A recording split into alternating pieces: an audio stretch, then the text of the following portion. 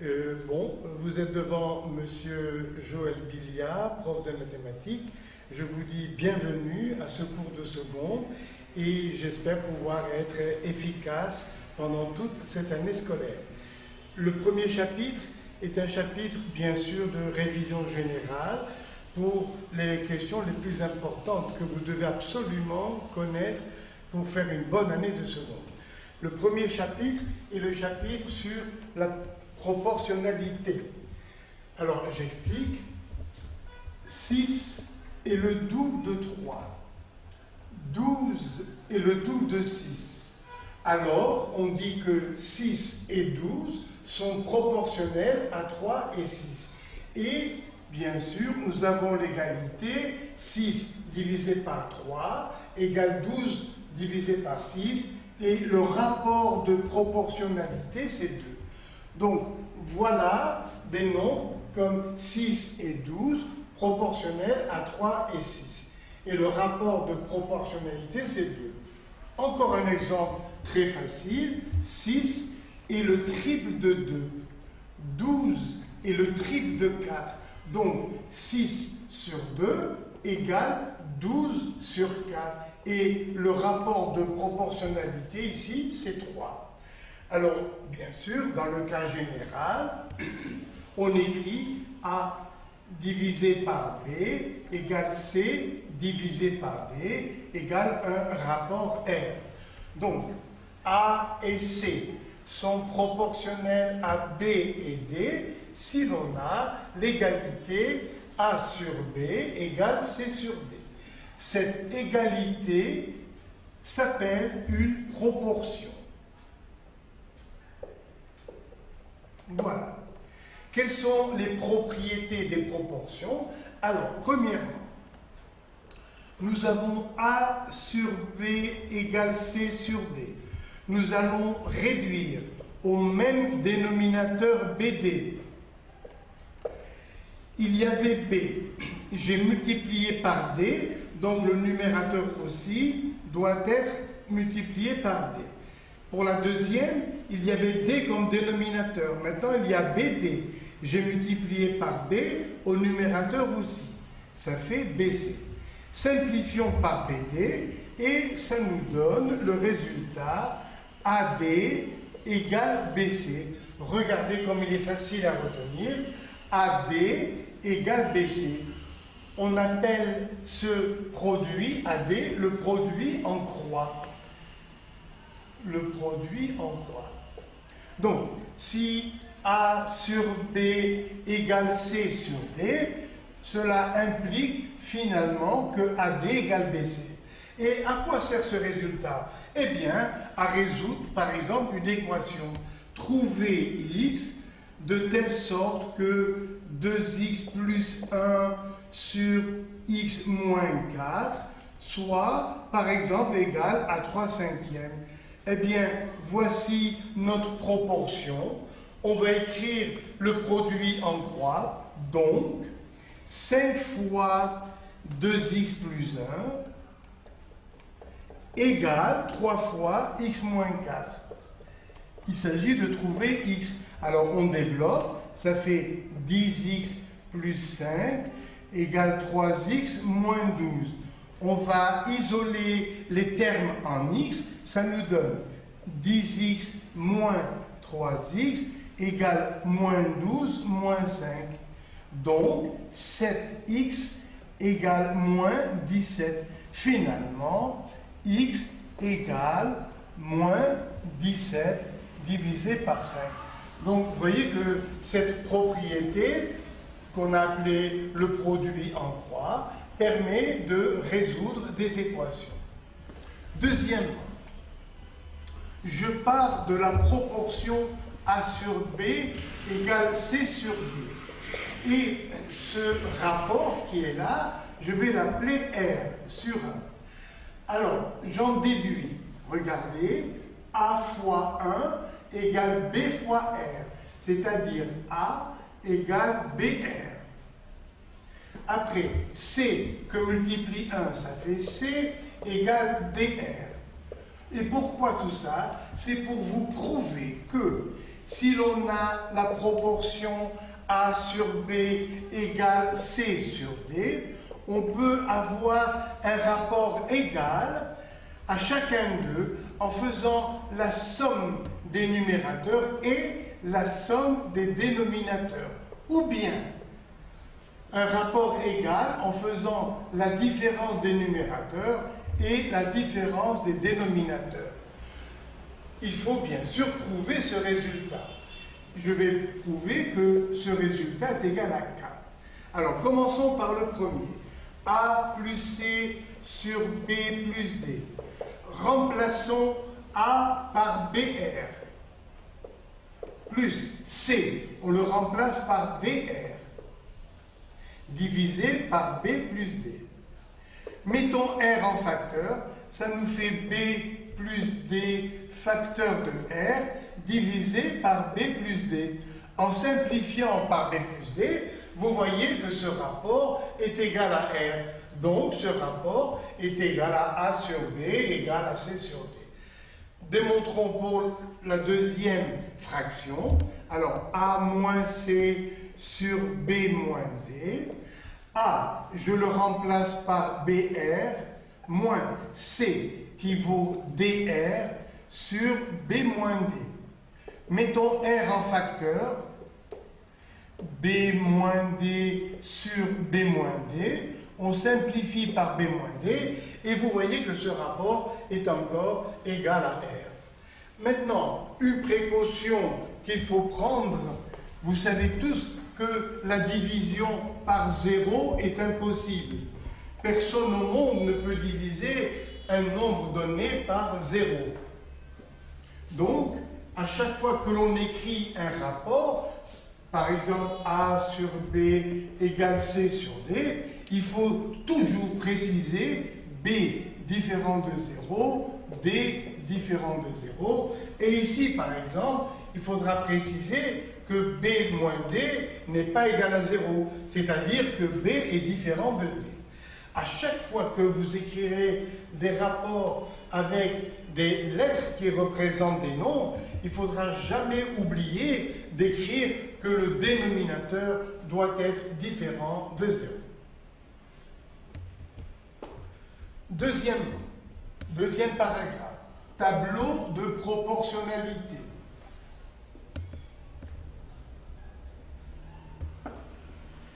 Si l'on a la proportion A sur B égale C sur D, il est équivalent d'écrire ces noms sur un tableau appelé le tableau de proportionnalité, avec A, B, C, D. Donc, cette disposition nous dit que A divisé par B égale C divisé par D. C'est un tableau de proportionnalité. Et ici aussi, bien sûr, on peut écrire AD égale BC. Regardez, AD égale BC. Donc, que vaut A? A égale BC sur D. Faisons pareil. À quoi est égal D? D égale BC sur A. À quoi est égal B? B égale AD sur C. Et enfin, à quoi est égal C? C égale AD sur B. C'est très facile à retenir si vous regardez le tableau. À quoi est égal A? C'est le produit de l'autre diagonale et divisé par le deuxième nombre de la première diagonale. Regardez, A égale BC divisé par D. Ensuite, B égale le produit de l'autre diagonale divisé par C, son vis-à-vis. À quoi est égal C? C égale AD sur B. Et D égale BC sur A. Ça fait gagner du temps si l'on peut retenir ces formules, ne serait-ce que grâce à leur disposition. Chacun de ces nombres s'appelle la quatrième proportionnelle de la proportion. Maintenant,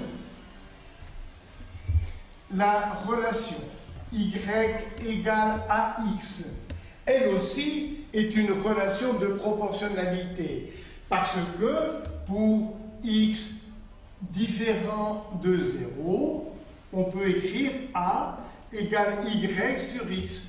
Et si je prends pour x1 ou 2 ou 3, quelles sont les valeurs de y? Eh bien, regardez, ici, je vais avoir 2a. Je vais avoir a sur 1, ici 2a sur 2, 3a sur 3, et ça nous donne des nombres qui sont en proportionnalité. Donc, cette égalité y égale à x représente une relation entre x et y qui est une relation de proportionnalité. Bien sûr, pour x égale 0, ça me donne y égale 0. Mais à part cette valeur x égale 0, on a a égale y sur x, et pour ces différentes valeurs de x, ça nous donne différentes valeurs de y qui sont en proportion les unes avec les autres. La représentation graphique de y égale à x nous donne pour x égale 0, y égale 0. Pour x égale une valeur quelconque, voilà, ici x, voici la valeur correspondante de y. Et maintenant, nous avons y divisé par x égale a. Y sur x égale a. Mais, en mathématiques, y divisé par x est égal à la tangente de l'angle alpha qui est opposé au côté y. Regardez vous-même, y divisé par x égale a. Or, y sur x, c'est aussi la tangente de l'angle alpha. Et comme le nombre a dans tel ou tel exercice est un nombre fixe, tangente alpha aussi est un nombre fixe. Donc, l'angle alpha, lui aussi, est fixe. Cela veut dire quoi? Cela veut dire que tous les points M, tels que l'on a ici, Y et X, tous ces points M1, M2, M3, etc., vont être alignés, puisque alpha est un angle fixe. OM fait avec OX un angle alpha qui est fixe. Donc, la représentation graphique de la relation Y égale à X, c'est bien une droite D. Je viens de démontrer donc que la relation Y égale à X est traduite dans un repère par le graphique d'une droite. Ensuite, nous avons maintenant la définition du mot proportion. Supposons que dans une salle de spectacle, il y ait 32 spectateurs. Grand N égale 32 spectateurs. Et parmi ces spectateurs, il y a eu 15 femmes dans la salle. Eh bien, la proportion de femmes parmi les spectateurs, c'est le nombre P égale 15 parmi 32. C'est 15 sur 32. Donc, je répète, supposons qu'il y ait 15 femmes dans la salle de spectacle parmi les 32 spectateurs en tout, eh bien, nous avons 15 femmes parmi 32. Ce rapport s'appelle une proportion. On l'appelle aussi fréquence, au choix. Vous pouvez dire que ce rapport P égale petit n sur grand N. Ici, petit n, c'est le nombre de femmes, grand N, c'est le nombre total de spectateurs, et ce rapport petit n sur grand N s'appelle au choix, proportion ou fréquence. Maintenant, les gens aiment bien avoir le pourcentage. Là, nous avons 15 femmes parmi 32 spectateurs. Et s'il y avait en tout 100 spectateurs, eh bien, il y aura un pourcentage P% de femmes. Comment le trouver? Eh bien, c'est la quatrième proportionnelle. Donc, le pourcentage de femmes spectatrices dans la salle est égal à 100 fois 15 divisé par 32.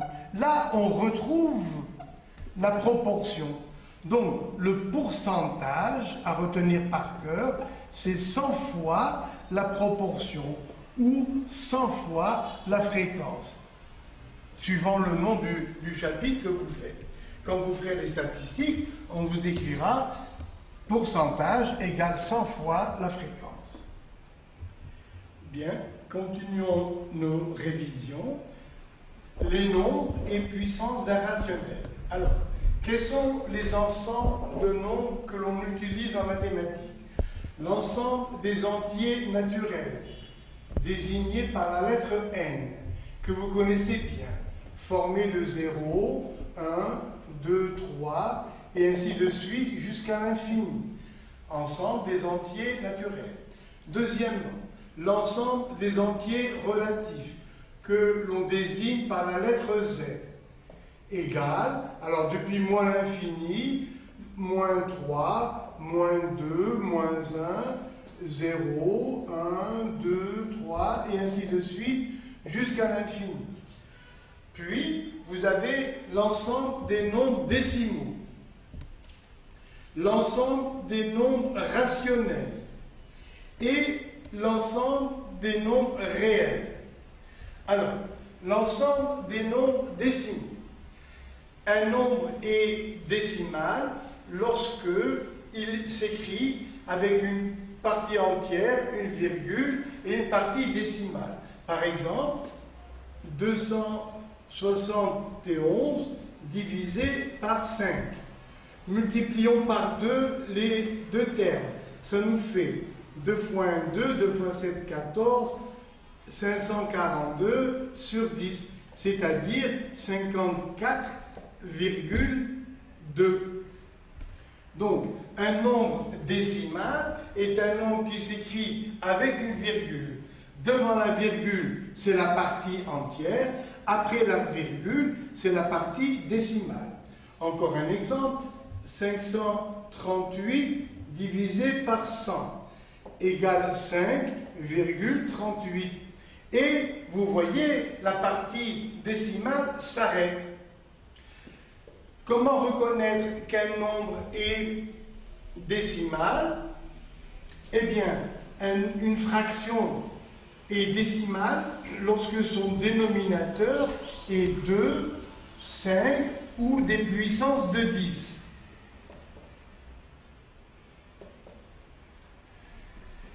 Si le dénominateur est égal à 2, on multiplie les deux termes par 5, puis on divise par 10. Exemple, 17 divisé par 2. Multiplions par 5 les deux termes de la fraction. Ça nous fait 85 sur 10.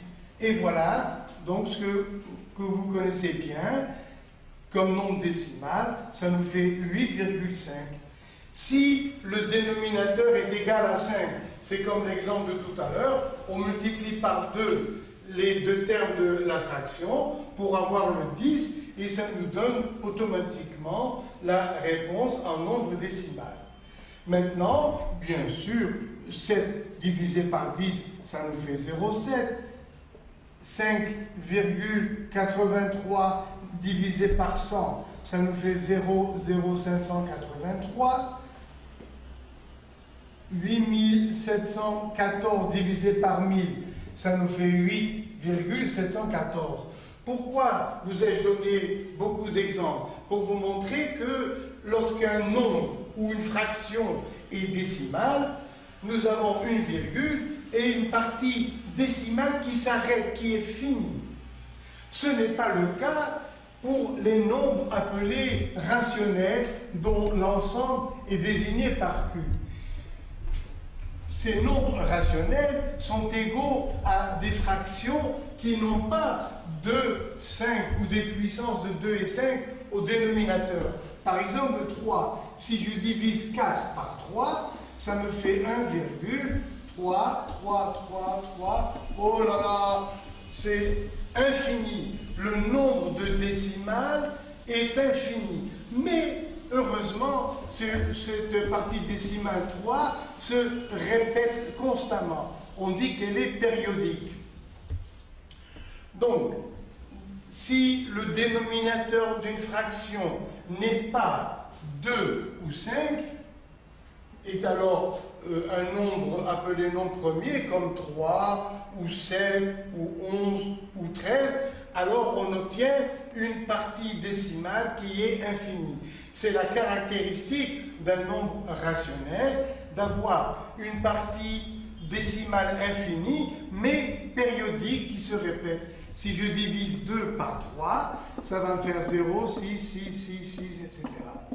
Alors, lorsqu'un nombre s'écrit, par exemple, 2,17, 17, 17, avec des points de suspension, ça veut dire qu'on a affaire à une fraction dont le résultat nous a donné ce nombre avec une partie décimale infinie, mais périodique, parce que le groupe 17 réapparaît tout le temps, jusqu'à l'infini. Donc, vous voyez bien la différence qu'il y a entre nombre décimal, qui s'écrit avec une virgule, et nombre rationnel, qui s'écrit aussi avec une virgule, mais dont la partie décimale est infinie et périodique. Maintenant, si j'écris racine de 2, ça fait 1,414, etc. Alors là, la partie décimale, elle aussi est infinie, mais elle n'est pas périodique. Donc, ce nombre n'est pas rationnel, parce que la partie décimale n'est pas périodique. Et alors, on l'appelle, puisqu'il n'est pas rationnel, on l'appelle nombre irrationnel. C'est pareil pour le nombre pi. Pi égale 3, 14, 1, 5, 9, et bien sûr, je ne me souviens plus du reste. Donc, ici encore, pour pi, qui est un nombre irrationnel, la partie décimale est infinie, mais non périodique. C'est la caractéristique des nombres irrationnels. Finalement, si on englobe les nombres rationnels et les nombres irrationnels, on aura tous les nombres qu'on appelle les nombres réels. Donc, l'ensemble des réels, c'est l'ensemble qui contient tous les nombres rationnels et tous les nombres irrationnels.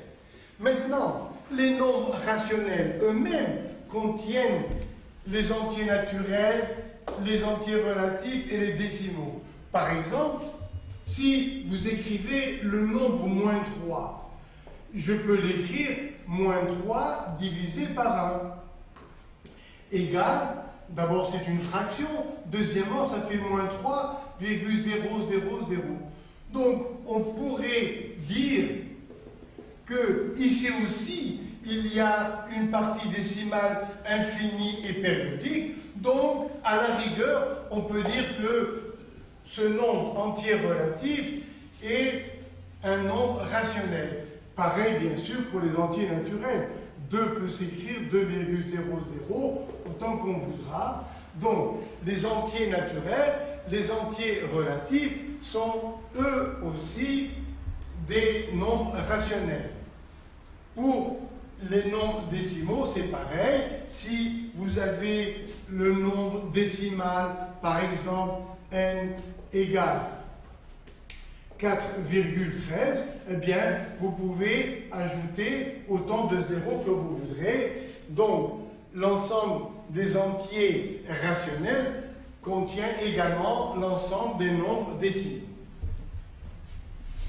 J'ai fini cette petite révision sur les ensembles de nombres. Et maintenant, nous passons à un chapitre très important appelé les puissances d'un nombre rationnel d'exposants entier relatif. Révisons à présent le chapitre sur les puissances. puissance d'un nombre rationnel et d'exposants entiers relatifs. Alors, première définition. J'emploierai beaucoup d'exemples. Alors, si j'écris 2 fois 2 fois 2 fois 2 fois 2, c'est long à écrire. Alors, pour résumer cette écriture, on écrit 2. Combien y a-t-il de facteurs? Il y en a 5. Alors on dit 2 puissance 5 ou 2 exposant 5. Donc, ce nombre 5, c'est l'exposant de la... Je répète, c'est pour raccourcir l'écriture que l'on emploie cette notation, comme 2 puissance 5. Quelle est la remarque à dire? Pour pouvoir écrire avec la notation puissance, il faut que ce soit le même nombre qui se multiplie lui-même. Il ne faut pas qu'il y ait entre-temps un plus ou un moins. Par exemple, 10 puissance 4 plus 10 puissance 2, eh bien, ça n'est pas égal à 10 puissance 6. J'ai piégé pendant mon travail beaucoup d'élèves en leur posant cette question, et combien d'entre eux m'ont dit ça fait 10 puissance 6, alors que c'est complètement faux. Pourquoi? Parce qu'il faut, pour écrire la notation puissance, il faut bien sûr que ce soit le même nombre et que ce nombre se multiplie lui-même n fois. Cas général, A est un nombre rationnel, on le multiplie lui-même n fois. Voilà. Et la notation puissance va nous donner A puissance n. Donc voilà la définition de la puissance d'un nombre. Alors, maintenant, quelles sont les opérations que l'on peut faire avec la notation puissance? Premièrement, le produit de deux puissances d'un même nombre, c'est-à-dire la multiplication. Un exemple, 5 puissance 3, que multiplie 5 puissance 4. Alors, 5 puissance 3, c'est 5 fois 5 fois 5, que multiplie 5 puissance 4. 5 se multiplie lui-même 4 fois. Donc là, nous avons 3 facteurs égaux à 5. Ici, nous avons 4 facteurs égaux à 5. Et finalement, quelle est la réponse? Eh bien, ça nous fait 5 à la puissance 3 et 4. C'est-à-dire 3 plus 4. Donc, ça nous fait 5 puissance 7. Donc, pour multiplier deux puissances d'un même nombre, eh bien, c'est une puissance de ce nombre dont l'exposant est égal à la somme des deux exposants. Encore un exemple, 2 puissance 3 que multiplie 2 puissance 6, eh bien, ça va nous faire 2 puissance 3 plus 6, c'est-à-dire 2 à la puissance 9. Cas général, alors a puissance x, où x est un entier pour l'instant positif, que multiplie a puissance y, ça nous fait a puissance x plus y. Rappelez-vous, attention au piège. Donc, une dernière fois, a puissance x que multiplie a puissance y, ça fait a puissance x plus y. Maintenant, passons à la division. On va faire 3 puissance 5 sur 3 au carré. Alors, revenons à la définition. Ça nous fait 3 fois 3 qui se multiplie lui-même 5 fois. 2 et 3, 5. Voilà. Sur 3 au carré. Simplifions. Voilà. Ici, il y avait 5 facteurs. En simplifiant, on a enlevé les deux d'en bas. Donc, ça nous fait 3 à la puissance 5 moins les deux qui étaient en bas. C'est-à-dire 3 à la puissance 3. Donc, regardez, ici, si on a a puissance x sur a puissance y, en supposant pour l'instant x et y positifs et x plus grand que y, ça nous fait a à la puissance x moins y.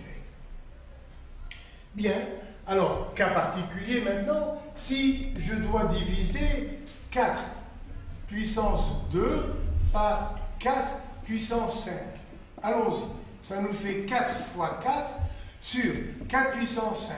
C'est le produit de 5 facteurs, tous égaux à 4, au dénominateur. Simplifions. 4 fois 4 sur 4 fois 4, ça fait 1. Finalement, ça fait 1 sur 4 au cube. C'est-à-dire, il y en avait 5, on a enlevé 2, voilà, 5 moins 2. Ça nous fait 1 sur 4 à la puissance 3. Entre nous, ça fait combien? Ça fait 1 sur 64. Voilà. Mais on est autorisé à appliquer cette règle de la différence des exposants. Alors, si on applique la même règle, 4 au carré sur 4 puissance 5, on est autorisé à écrire que ça fait 4 puissance 2 moins 5, c'est-à-dire moins 3. Par exemple, que signifie 5 puissance moins 2? Réponse, rien du tout. Mais c'est autorisé d'écrire 5 puissance moins 2. Il faut revenir à la vraie valeur, c'est-à-dire 1 sur 5 au carré. Et là, on peut calculer, ça fait 25. 1 sur 25.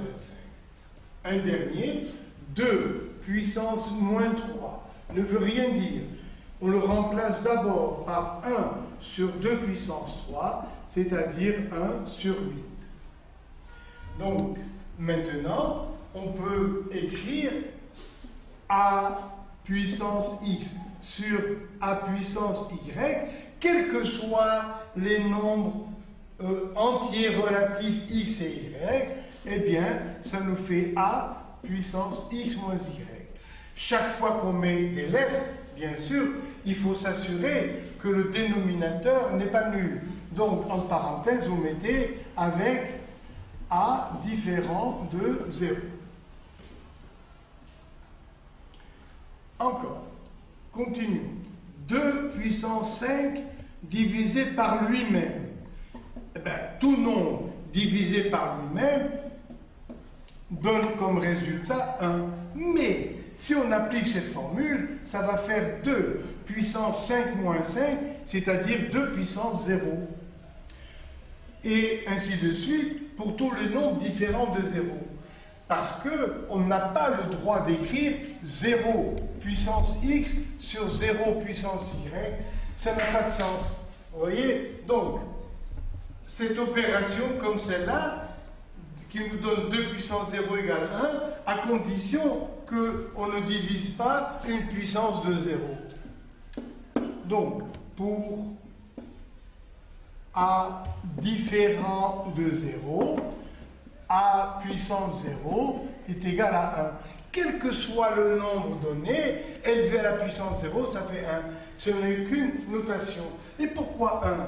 Parce que ce nombre se retrouve également au dénominateur. Et cette fraction est bien égale à 1.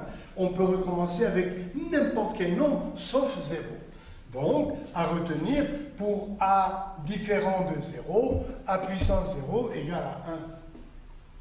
Maintenant, que devient cette formule a puissance x sur a puissance y avec a différent de 0?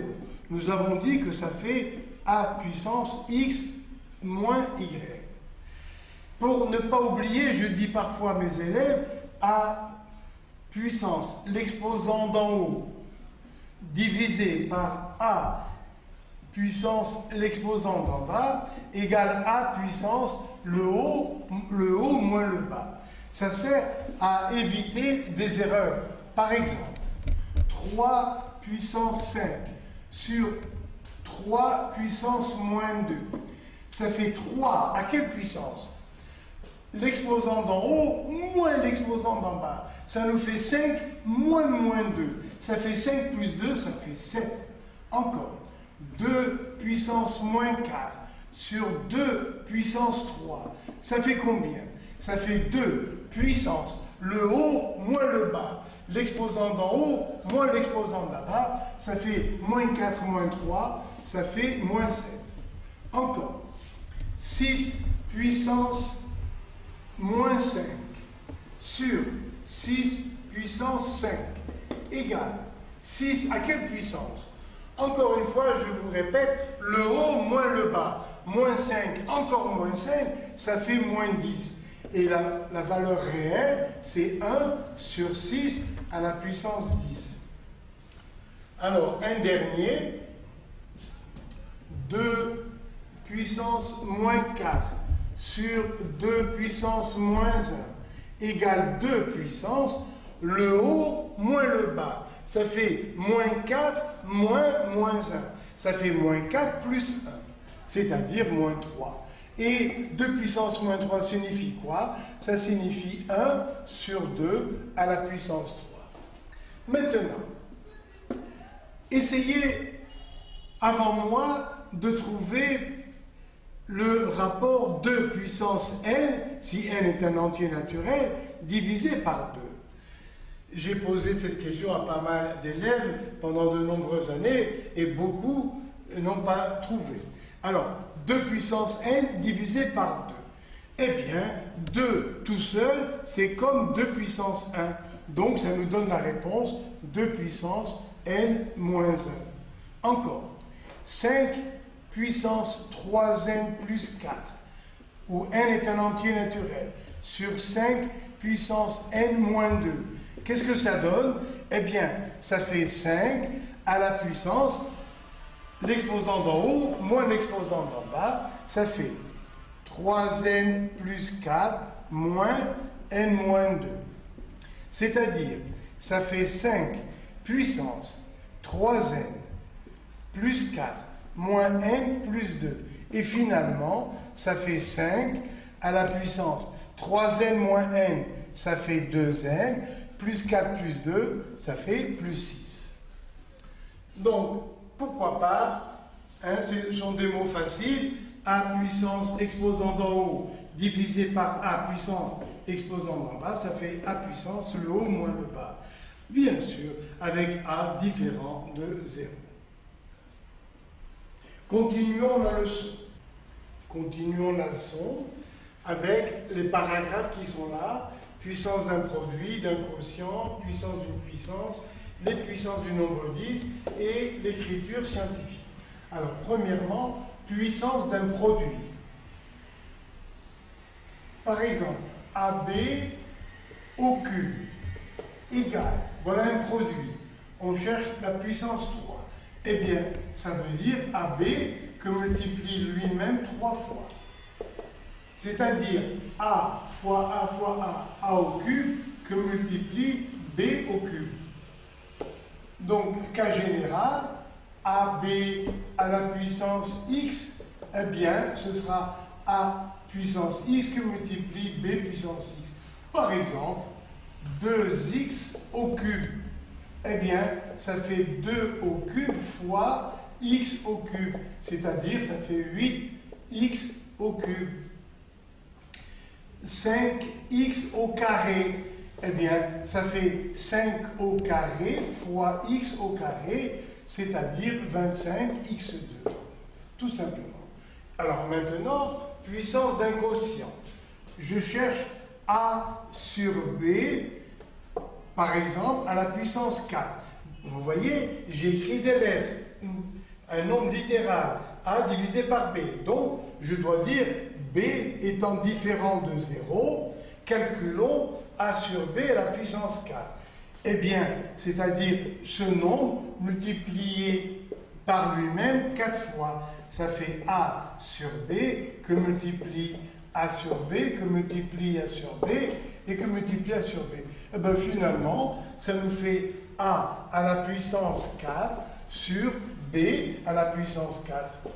Cas général, A sur B à la puissance x, ça nous donne A puissance x sur B à la puissance x, avec B différent de 0. Voilà. Un petit exemple. 2x sur 5 au cube. Eh bien, d'abord pour le produit, ça fait 2 au cube fois 2 au cube fois x au cube sur 5 au cube. Finalement, ça fait 8x au cube sur 125. Et quand vous aurez l'habitude, vous mettrez directement le résultat. Enfin, puissance d'une puissance. Regardez, ce nombre à la puissance 3, un certain nombre puissance 3, c'est ce nombre que multiplie lui-même 3 fois. Eh bien, moi, je mets x puissance 4 à la puissance 3. Eh bien, ce nombre, c'est x4. x4 fois x4 fois x4. C'est-à-dire, x à quelle puissance? Eh bien, 3 fois 4, 4 plus 4 plus 4, ça fait 3 fois 4. Tiens, ça fait 3 fois 4. Donc, on multiplie les exposants, c'est-à-dire 12. Voilà. Donc, x à la puissance a, le tout à la puissance b, eh bien, ça nous fait x à la puissance ab. Et réciproquement, si j'ai par exemple x puissance 12, c'est x puissance 2, le tout à la puissance 6, ou bien x puissance 6, le tout à la puissance 2, ou bien x puissance 3, le tout à la puissance 4, ou bien x puissance 4, le tout à la puissance 3. Donc, voilà plusieurs manières de décomposer x à la puissance 12, puisque à chaque fois, 2 fois 6, ça donne 12, 3 fois 4, ça donne 12. Maintenant, on va essayer de factoriser des puissances. X puissance 6 plus x au carré. Alors, je vais décomposer x6 et je vais dire que ça fait x au carré fois x4 plus x au carré. Regardez, faites la preuve si je ne me trompe pas. x2 que multiplie x4. C'est le produit de deux puissances d'un même nombre. Eh bien, 2 plus 4, ça fait 6. Donc, je ne me suis pas trompé. Et en factorisant, ça donne x2 facteur de x4 plus 1. Tout à l'heure, j'avais écrit 10 puissance, par exemple, 4 plus 10 puissance 2.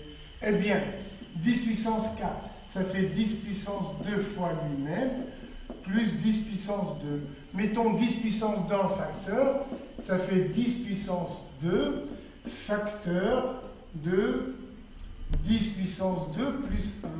C'est-à-dire, ça fait 100 fois 100 et 1, ça fait 101. Voilà, ça fait 10 100. Et voilà. Alors, encore, quelques exemples.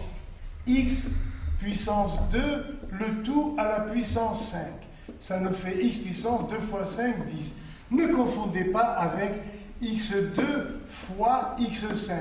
Ça fait x7. Encore un petit exemple. x4, le tout à la puissance 5. Ça nous fait x20. À ne pas confondre avec l'opération x4 que multiplie x5.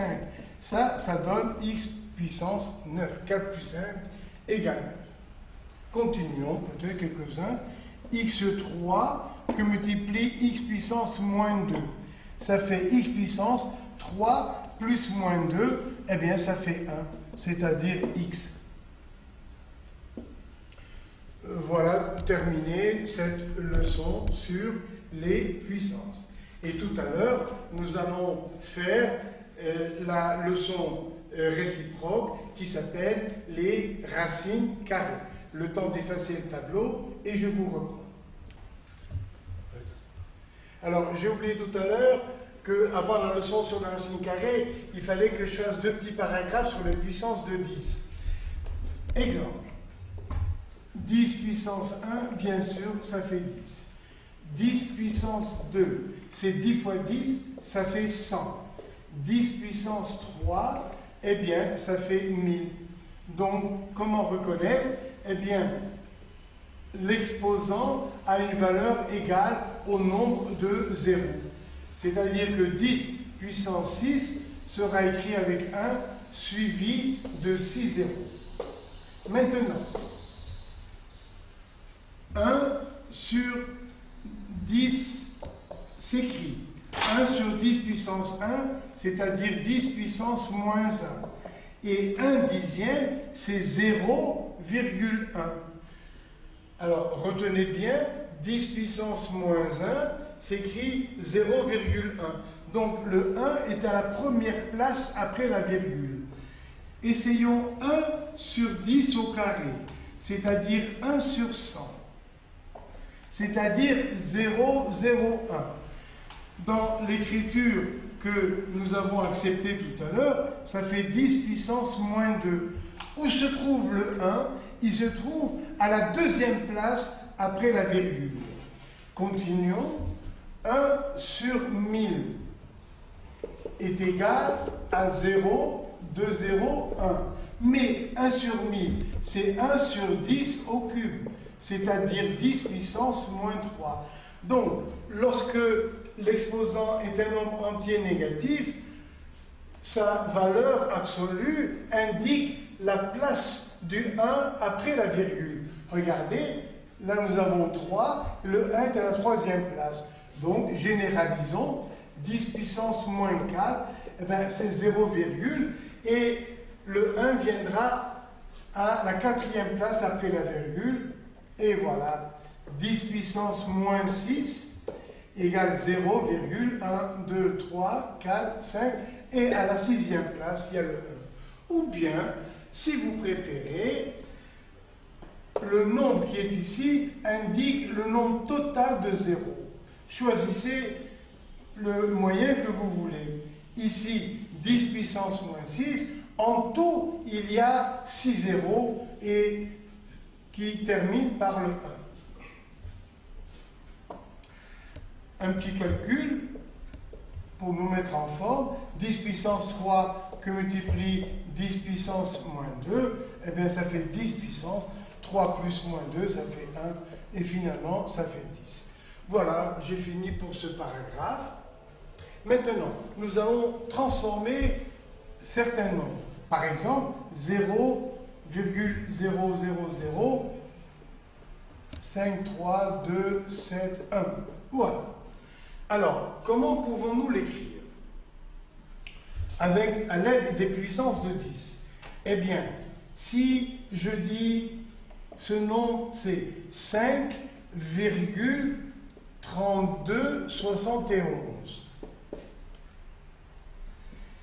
Eh bien, en écrivant 5,3271, je viens de multiplier ce nombre par quoi?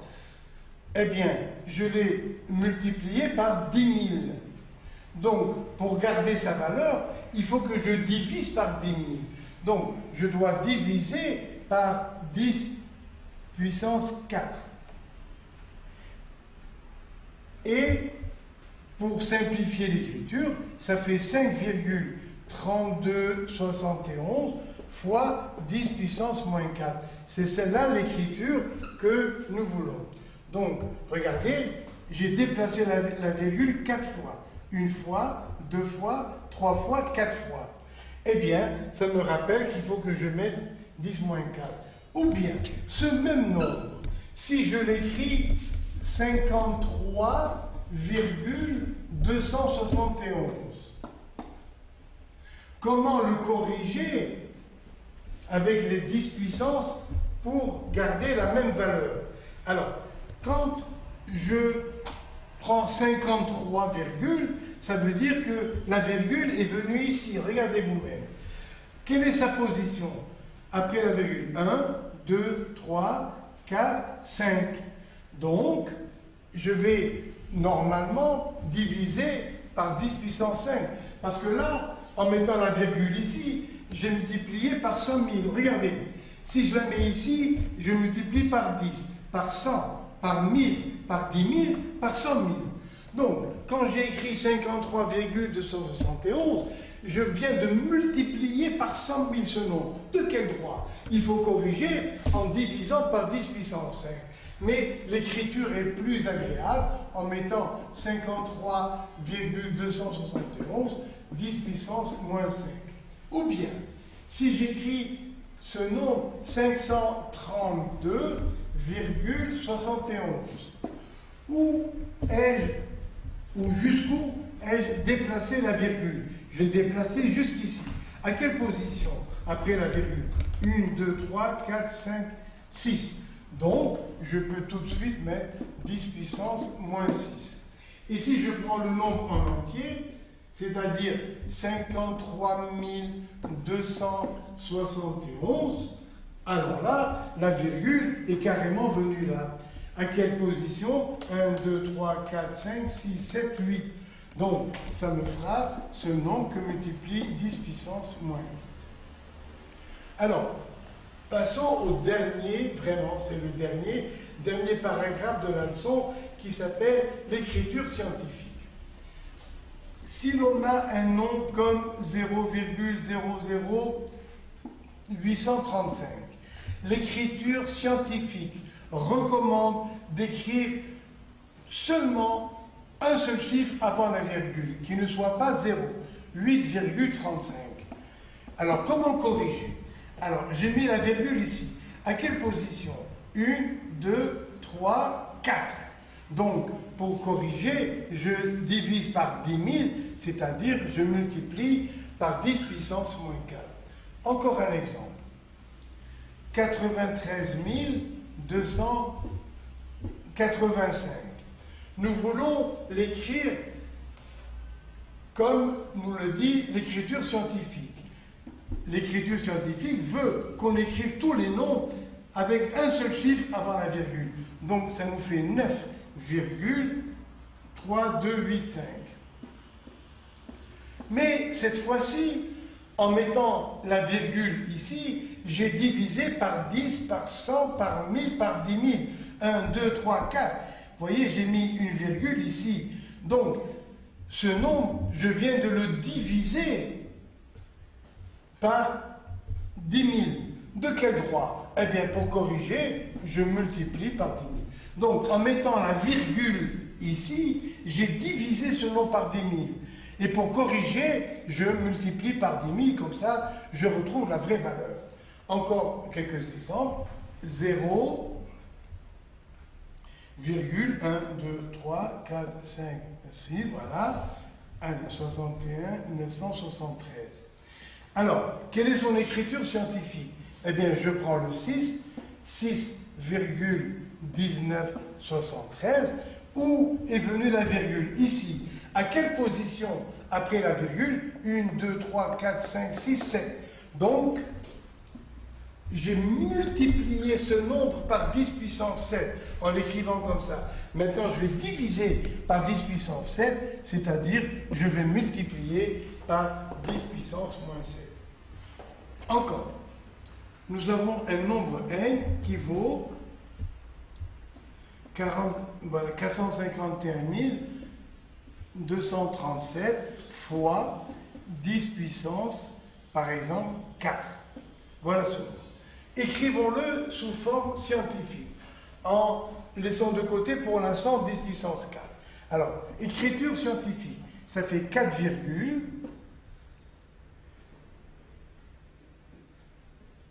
51 237.